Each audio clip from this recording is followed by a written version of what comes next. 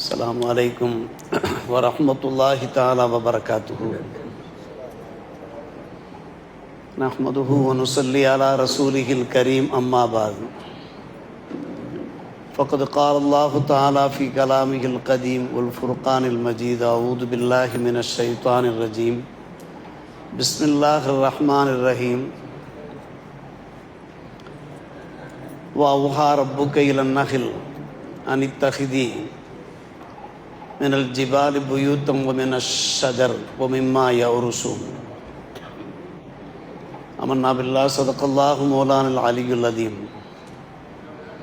اللهم صل على سيدنا محمد طب القلوب ودوائها وعافية الأبدان وشفائها ونور الأبصار وضيائها وعلى آله وصحبه وسلم.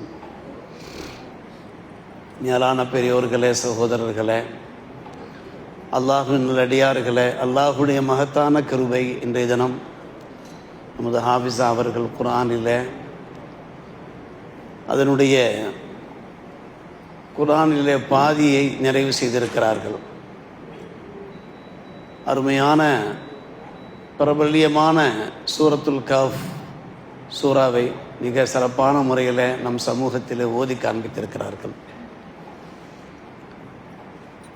மீதி பாதி அல் குர்ஆன் மஜீதையும் மிக சிறப்பான முறையில் அவர்கள் நம் முன்னிலையிலே ஓதி காண்பிக்க அல்லாஹ் ரப்புல் ஆலமீன் அவர்களுக்கு நல்லொருள் புரிவானாக. குர்ஆனுடைய அத்தனை வசனங்களையும் செவிமடுத்து அதனுடைய நன்மைகளையும் பரக்கத்துகளையும் பெறுகிற பாக்கியத்தை வல்ல அல்லாஹ் நம் அனைவருக்கும் தந்த புரிவானாக. நேற்றைய தினம் ஹாஃபிஸா அவர்கள் சூரத்து நஹல் தேனி சம்பந்தப்பட்ட ஒரு அருமையான சூறாவை ஓதி காண்பித்தார்கள். தேனியின் பெயராலேயே அல்லாஹ் ரப்புல் ஆலமீன் ஒரு சூறாவை இறக்கி வைத்திருக்கிறான். தேனியினுடைய அந்த சுறுசுறுப்பை, அதனுடைய உத்வேகத்தை நாம் தெரிந்து கொள்ள வேண்டும். தேனுடைய மகிமையை நாம் புரிந்து கொள்ள வேண்டும் என்பதற்காக வேண்டி குர்ஆனிலே அல்லாஹ் ரப்புல் ஆலமீன் 16வது அந்த அத்தியாயத்தில் தேனி சம்பந்தமாக சொல்லும்போது, உம்முடைய ரப்பு தேனிக்கு வஹி அறிவித்தான், உள்ளுணர்வை தந்தான். நீர் மலைகளிலேயும் மரங்களிலேயும் மக்கள் கட்டி வாழுகின்ற கட்டிடங்களிலேயும் கூடுகளை ஏற்படுத்திக்கொள், புயூத்தா வீடுகளை நீ ஏற்படுத்திக்கொள் என்று உம்முடைய ரப்பு நஹல் தேனிக்கு அல்லாஹ் வஹி அறிவித்தான், ஒரு உள்ளுணர்வை உண்டாக்கினான் என்று அல்லாஹ் ரப்புல் ஆலமீன் கூறுகிறான். அருமை சகோதரர்களே, பெரியோர்களே, பார்ப்பதற்கு நமக்கு சாதாரணமாக தெரிகிறது. நம்முடைய இந்த அழகான பள்ளிவாசலில் ஒரு பகுதியில் கூட சில சமயங்களில் தேனீக்கள் தேன் கூடு கட்டுவதை நாம் பார்த்திருக்கிறோம். ஆனால் அதில் அல்லாஹ் ரப்புல் ஆலமீன் நிறைய அதிசயங்களை வைத்திருக்கிறான், விசித்திரங்களையும் வினோதங்களையும் வைத்திருக்கிறான். அதனுடைய பயன்பாட்டை நாம் தெரிந்து கொள்ள வேண்டும் என்பதற்காக வேண்டியே அல்லாஹ் ரப்புல் ஆலமீன் ஒரு வசனத்தை இறக்கி அருளியிருக்கிறான். அருமை சகோதரர்களே, பெரியோர்களே, தேனி அது எப்படி சென்று தேனை சேகரித்து வருகிறது? தொடர்ந்து அல்லாஹ் சொல்லுகிறான், சும்ம குலீம் என சமராத் ஃபசுலுக்கு சுபுல ரப்பிக் துலுலா என்கிற அந்த வசனத்தில் அல்லாஹ் சொல்லும்போது, நீர் உலகிலே நானா பக்கம் சென்று பல வகைகளிலே மலர்களிலே சென்று நீ அதனுடைய உணவை உட்கொள். உன்னுடைய ரப்பு காண்பித்த எல்லா வழிகளிலேயும் எளிதான முறையில் துலுலா எளிதான முறையில் நீ செல்லு என்று சொல்லுகிற அல்லாஹ் தொடர்ந்து அல்லாஹ் சொல்லுகிறான், அதனுடைய வயிற்றிலிருந்து யஹ்ருஜு மின் புத்தூனிஹி ஷராபுன் முக்தலிஃபுன் அல்வானுஹு, பானம் வெளியே வருகிறது. அதனுடைய கலர் பல்வேறு கலர் உடையதாக இருக்கிறது. ஃபீ ஷிஃபாஉன் லின்னாஸ், மக்களுக்கு அதிலே சிறந்த நிவாரணம் இருக்கிறது. இன்ன ஃபீ தாலிகல் ஆயத்தன் லிகௌமி யதஃபக்கருன், சிந்திக்கின்ற மக்களுக்கு இதிலே நிறைய அத்தாட்சிகள் இருக்கின்றன என்று அல்லாஹ் சொல்லுகிறான். தேனீக்கள் சென்று தேனை சேகரித்து நமக்கு ஒரு அருமருந்தாக நிவாரணப் பொருளாக வழங்குகிறதே, அதில் சிறந்த அத்தாட்சிகள் இருக்கிறதாக அல்லாஹ் சொல்லுகிறானே, நாம் ஆய்ந்து பார்க்க வேண்டும். அந்த தேனியினுடைய அந்த நடைமுறையை, அதனுடைய சுறுசுறுப்பை நாம் சிந்தனை செய்து பார்க்க வேண்டும். தேனி சேகரித்து வருகின்ற அந்த தேனியிலே அன்பான பெருமக்களே, கிட்டத்தட்ட 70 வகையான வைட்டமின் சத்துக்கள் இருப்பதாக நமக்கு எடுத்துரைத்திருக்கிறார்கள். தேன் இருக்கிறதே, அது வயிற்றின் நண்பன் என்று சொல்வார்கள். வயிற்றின் நண்பன் என்று சொல்வார்கள். வயிற்றிலே என்ன உபாதை ஏற்பட்டாலும், பிரச்சனை ஏற்பட்டாலும் அதற்கு தக்க நிவாரணமாக தேன் இருக்கிறது. அதில் பல வகையான ஊட்டச்சத்துக்கள் இருக்கின்றன என்பதை இன்றைக்கு ஆராய்ச்சியாளர்கள் கண்டுபிடித்திருக்கிறார்கள். என்ன காரணம் என்று கேட்டால், அந்த தேனி என்ன செய்கிறது, சாதாரணமாக சென்று தேனை உறிஞ்சி வருவது கிடையாது. மாறாக எந்தெந்த மலர்களிலே, எந்தெந்த கனிகளிலே நல்ல உயர்ந்த பானம் இருக்கிறதோ அதைத்தான் உறிஞ்சி வரும். அல்லாஹ் ரப்பல் ஆலமீன் குர்ஆனிலே சொல்லும்போது எப்படி சொல்கிறான்? மலைகளிலே மலைத்தேன் கேள்விப்பட்டிருக்கிறோம், மரங்களிலே, மக்கள் கட்டி வாழ்கின்ற கட்டிடங்களில். நாம் அறியாத ஒரு விஷயம் அல்ல, மலைத்தேன் என்றாலே மக்கள் மிகவும் விரும்பி வாங்குவார்கள். அதிலும் குறிப்பாக மலைகளிலே மரங்கள் வளர்கின்றனவே, அதிலே இருந்து சேகரிக்கப்படுகின்ற அந்த தேன் இருக்கிறதே, அது மூலிகை மருந்தும் கலந்திருக்கும். எனவே அதிலே ஒரு சிறந்த நிவாரணமும் இருக்கும். எத்தனையோ மூலிகை வைத்தியர்களை நாம் பார்த்திருக்கலாம். அவர்கள் என்ன செய்வார்கள், தேனை எங்கே சென்று விலை கொடுத்து வாங்கி வருவார்கள் என்றால், குற்றாலம் சென்று விலை கொடுத்து வாங்கி வருவார்கள். நம்மிடத்தில் நேரடியாக பேசியிருக்கிறார்கள். அங்கேதான் சுத்தமான தூய்மையான தேன் கிடைக்கும், மலைத்தேன் கிடைக்கும். அந்த தேனை மருந்துகளோடு கலந்து கொடுக்கிற போதுதான் நல்ல ஒரு நிவாரணம் கிடைக்கும். அன்பு சகோதரர்களே, மருந்துகளோடு அந்த தேன் கலக்கிற போது ஜீரண சக்தி அதிலே கிடைக்கிறது. மருந்துகளோடு கலந்த அந்த தேன் நம்முடைய உடம்பிலே உள்ளே நுழைகிற போது நம்முடைய இரத்த நாளங்களில் சென்று சேர்ந்து அது ஒரு ஜீரண சக்தியை உண்டாக்குகிறது. நம்முடைய உடம்பிலே உள்ள அந்த நோய்களை அது சுகப்படுத்தி விடுகிறது என்று இன்றைக்கு ஆராய்ச்சியாளர்கள் எடுத்துரைத்திருக்கிறார்கள். எதற்காக அல்லாஹ் ரப்புல் ஆலமீன் தேனியின் பேரில் ஒரு சூறாவை இறக்க வேண்டும், அந்த தேனை பற்றி அல்லாஹ் எடுத்துரைக்க வேண்டும் என்றால் அதனுடைய மகிமையை நாம் தெரிந்து கொள்ள வேண்டும் என்பதற்காக நாமும் ஆராய்ச்சி செய்ய வேண்டும். குர்ஆனிலே அல்லாஹ் பல்வேறுபட்ட விஞ்ஞான கருத்துக்களை எடுத்து சொல்லியிருக்கிறானே, அதை நாமும் ஆராய்ச்சி செய்து குர்ஆனுடைய அருமை பெருமையை நாம் விளங்கி மக்களுக்கு எடுத்துவத வேண்டும் என்பதற்காக வேண்டி. பெருமானார் ரசூலே கரீம் ஸல்லல்லாஹு அலைஹி வஸல்லம் காலகட்டத்தில் ஒரு அன்பு நண்பர் பெருமானாரிடத்தில் வந்து சொல்லுகிறார், யா ரசூலல்லாஹ், என்னுடைய சகோதரர் வயிற்றுப்போக்கினால் சிரமப்படுகிறார், அவதிப்படுகிறார். இஸ்கியா சலா, அவருக்கு நீ தேனை புகட்டு என்றார்கள் பெருமானார் ரசூலே கரீம் ஸல்லல்லாஹு அலைஹி வஸல்லம். அவர் சென்றார், தம்முடைய சகோதரருக்கு தேனை புகட்டினார், திரும்ப வந்தார், சொன்னார், யா ரசூலல்லாஹ், தேனை புகட்டினேன், வயிற்றுப்போக்கு அதிகமாகிவிட்டது என்று சொன்னார். மாசாதவு இல்லா இஸ்திராக்கா என்றார். மறுபடியும் சென்று நீ தேனை புகட்டு என்றார்கள். இரண்டாவது முறையாகவும் சென்று அவர் தேனை புகட்டினார். வந்தார், மறுபடியும் சொன்னார், இன்னும் அதிகமாகிவிட்டது யா ரசூலல்லாஹ் வயிற்றுப்போக்கு. அல்லாஹ் பொய் சொல்ல மாட்டான். உம்முடைய சகோதரருடைய வயிறு தான் பொய் சொல்லி கொண்டிருக்கிறது. அல்லாஹ் ஒருபோதும் பொய் சொல்ல மாட்டான். காரணம் ஃபீஹி ஷிஃபாஉன் லின்னாஸ் என்று அல்லாஹ் சொல்லிவிட்டான். மறுபடியும் செல், தேனை புகட்டு என்று சொன்னார்கள். சென்றார், தேனை புகட்டினார், ஊட்டினார், வயிற்றுப்போக்கு சரியாகிவிட்டது. பபரிய, அவர் சுகம் பெற்று விட்டார் என்று முஸ்லிம் ஷரீஃபில் இந்த நிகழ்ச்சியை நாம் பார்க்கிறோம். அன்பு பெருமக்களே, விருந்தும் மருந்தும் 3 நாட்கள் என்று சொல்வார்கள். வைத்தியரிடத்தில், டாக்டரிடத்தில் நாம் செல்லுகிற போது குறைந்தபட்சம் 3 நாட்களாவது இந்த மருந்துகளை உட்கொள்ளுங்கள் என்று கூறுகிறார்களவா, 3ஆம் நாள் சுகமாகிறது.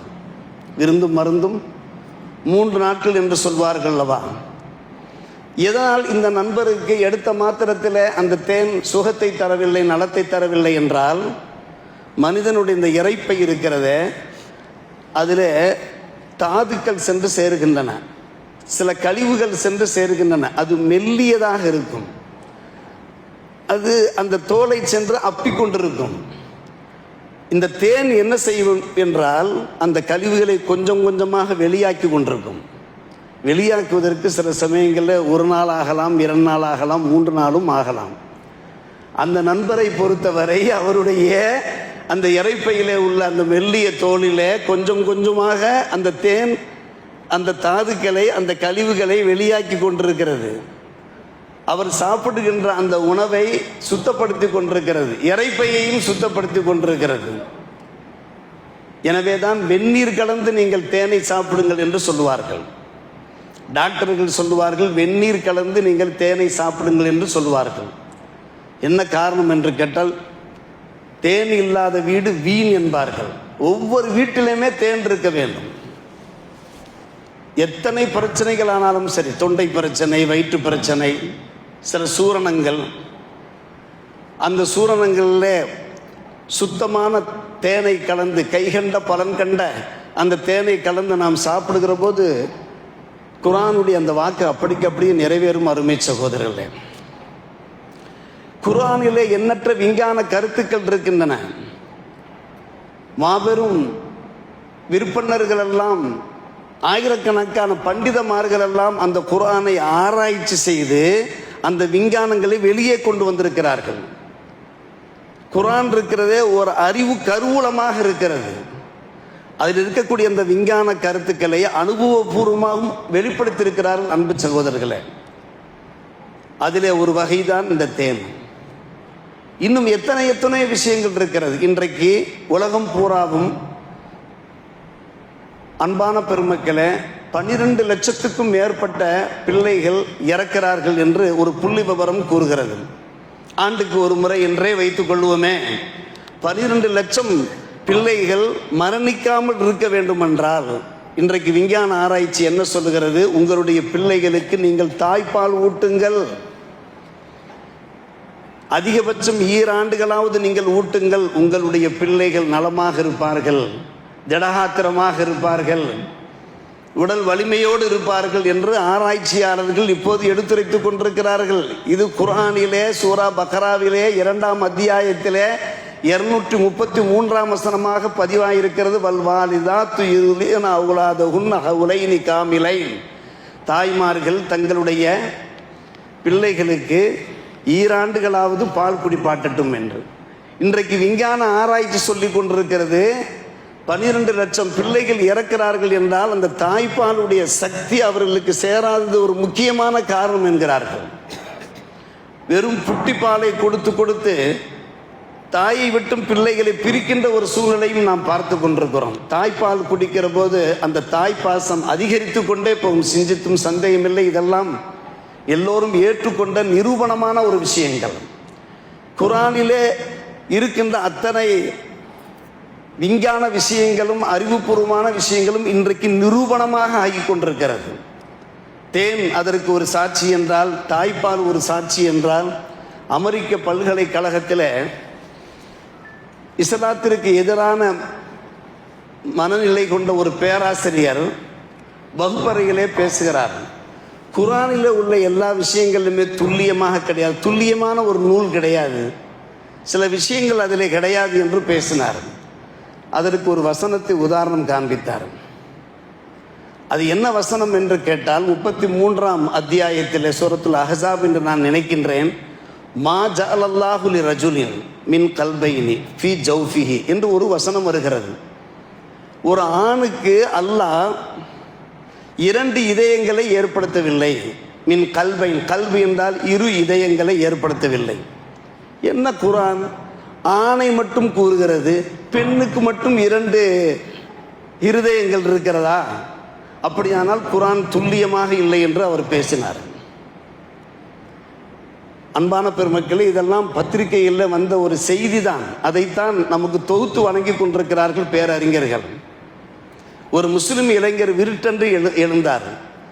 குர்ஆன் இருக்கிறதே முழுக்க முழுக்க துல்லியமான ஒரு நூல் தான், அதில் கொஞ்சமும் சந்தேகம் கிடையாது. காரணம், ஒரு பெண்ணிடத்தில் இரு இதயங்கள் இருக்க வாய்ப்பு இருக்கிறது, அந்த பெண் கர்ப்பிணியாக இருந்தால் என்று சொன்னார். யோசித்து பார்க்க வேண்டும். அதன் காரணமாக தான் ரஜுலி என்ற வார்த்தையை அல்லாஹ் ரப்புல் ஆலமீன் அங்கே பயன்படுத்தினான். ரஜுலி என்றால் ஆண். பெண்ணுக்கு என்ன சொல்வார்கள்? இம்ராத்தி என்று சொல்வார்கள். ஆணுக்கும் பெண்ணுக்கும் சேர்த்து இன்சான் என்பார்கள். அல்லாஹ் ரப்புல் ஆலமீன் மா ஜஅலல்லாஹு லி இன்சானின் என்ற ஆணையும் பெண்ணையும் சேர்த்து சொல்லாமல் ரஜுலின் ஆண் என்று மட்டும் சொன்னதற்கு என்ன காரணம்? பெண்ணுக்கு சில சமயம் 2 இதயங்கள் இருக்க வாய்ப்பு இருக்கிறது. அவள் கர்ப்பிணியா இருக்கிற போது அவளுடைய இதயமும் அவளுடைய குழந்தையின் இதயமும் இருக்க வாய்ப்பு இருக்கிறது. பேராசிரியர் வாயெடுத்து போனார் என்று நாம் பார்க்கிறோம். அன்பான பெருமக்களே, ஒவ்வொன்றாக நாம் யோசித்து பார்க்கிறோம். இப்படியே குர்ஆனிலே எத்தனையோ விஷயங்கள் ஆராய்ச்சியாளர்கள் ஆராய்ந்து கொண்டே இருக்கிறார்கள். அது ஒரு விஞ்ஞான கருவூலமாக, அறிவு கருவூலமாக இருக்கிறது. பல்வேறுபட்ட விஷயங்களை வெளிப்படுத்தி கொண்டே இருக்கிறது. தேனியினுடைய அதனுடைய அந்த திறமையை பார்த்தும் ஆற்றல் என்பார்கள். என்ன மனிதனுக்குத்தான் ஆற்றல் படைத்தவன் என்று சொல்வார்கள். தேனிக்கும் ஆற்றல் இருக்கிறது. அல்லாஹ் ரப்புல் ஆலமீன் அவன்தான் பாதையை அமைத்து கொடுத்திருக்கிறான். அவன் வகுத்த பாதையில் தான் அந்த தேனி செல்லும். ஃபசுலுக்கி சுபுல ரப்பிக்க துலுலா என்று அல்லாஹ் சொல்லுகிறான். உம்முடைய ரப்பு வகுத்து கொடுத்த பாதையில் நீ செல்லு, அந்த பாதை உமக்கு எளிதானதாக இருக்கும் என்று அல்லாஹ் சொல்லுகிறான். பல்லாயிரக்கணக்கான மைலுக்கு அப்பால் செல்லும் அந்த தேனி எத்தனையோ கனிகளையும் எத்தனையோ மலர்களையும் கடந்து செல்லும். எல்லாவற்றிலையும் சென்று அது உட்காராது. அதற்கு மோப்ப சக்தி அதிகம். அதற்கு மோப்ப சக்தி நமக்கு சில சமயம் மூக்க அடைத்து கொள்ளும் மோப்பம் இருக்காது, வாசனை தெரியாது. ஆனால் அதனுடைய மோப்ப சக்தி இருக்கிறதே, அதனுடைய பார்வையும் கூட, கண்கள் நிறைய இருக்கிறது. இருக்கு பார்வையும் கூட ஒரு விசாலமான கண், ஷார்ப்பான கண்கள். எந்த கனிகளிலே புரோட்டீன் இல்லையோ, எந்த கனிகளிலே குளுக்கோஸ் இல்லையோ அதிலே சென்று அது அமராது. அமராமல் எதிலே மக்களுக்கு பயன்பாடான அந்த பானம் இருக்கிறதோ, உணவு இருக்கிறதோ அதிலே சென்று தான் அது அமரும். அமர்ந்து அப்படியே சென்று அல்லாஹ் வகுத்து தந்த அந்த வழியிலே சென்று மலர்களையும் கனிகளையும் சென்று உறிஞ்சி கொண்டு வந்து தம்முடைய வயிற்றிலே அது பாதுகாக்கிறது. அல்லாஹ் ரப்புல் ஆலமீன் குர்ஆனிலே எப்படி பேசுகிறான்? வாயு வழியாக அந்த தேன் வெளியே வரவில்லை, வயிற்று வழியாக. இன்றைக்கு விஞ்ஞானம் சொல்லுகிறது அதனுடைய வயிற்றினுடைய கழிவு தான் தேனை.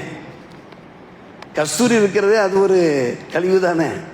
அதே போன்று அதனுடைய வயிற்றிலிருந்து வெளிவருகின்ற அந்த கழிவு இருக்குது அல்லவா, அதுதான் தேன். அல்லாஹ் அந்த தேனியை அப்படி அமைத்திருக்கிறான். அந்த தேனு தான் பரிசுத்தப்படுத்தப்பட்டு நம்முடைய வீட்டுக்கு வந்து சேருகிறது, நம்முடைய வாய்க்கு வந்து சேருகிறது. அலைச்சல் மிச்சமாகிறது. தேவையில்லாத இடத்துல அது செல்ல வேண்டிய அவசியமே இல்லை. தேவையான இடங்களில் மட்டும்தான் அது செல்லும். இப்படி அன்பான பெருமக்களை தேனியை பற்றி நாம் விவரித்து கொண்டே செல்லலாம். கடந்த சில ஆண்டுகளுக்கு முன்னாலும் நாம் தேனியினுடைய அந்த மகிமையை பற்றி எடுத்து சொல்லியிருக்கிறோம். யோசித்து பார்க்கிறோம். அருமை சகோதரர்களே, பெரியவர்களே, குர்ஆனிலே ஒவ்வொரு தினமும் ஓதப்படுகின்ற ஒவ்வொரு வசனம், அந்த வசனத்திலே கிடைக்கின்ற சில அத்தாட்சிகள் இருக்கிறதாக அல்லாஹ் சொல்கிறான்.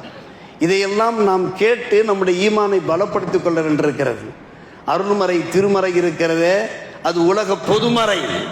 அதிலே காணப்படுகின்ற அத்தனை விஷயங்களும் உண்மையிலும் உண்மையான ஒரு விஷயங்கள் என்பதை நாம் விளங்கிக் கொள்கிற போது, பிறருக்கு நாம் அதை எடுத்து சொல்லுகிற போது தாவத்து பணிகளை ஈடுபட்ட அந்த பாக்கியம் கிடைக்கிறது. நாமும் நம்முடைய ஈமானை, நம்முடைய இறை அச்சத்தை அதிகப்படுத்திக் கொள்ள வாய்ப்பு இருக்கிறது.